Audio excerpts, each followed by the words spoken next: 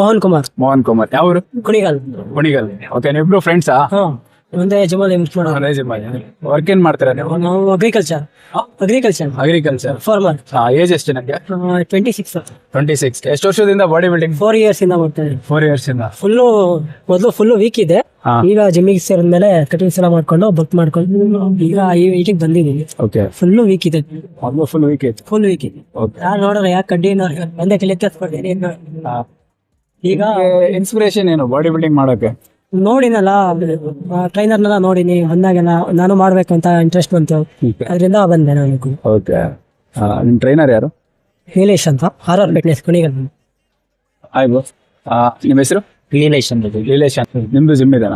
Gym ಎಷ್ಟು gym? RR fitness ಅಂತ ಕುಣಿಗಲ್ ಅಲ್ಲಿ.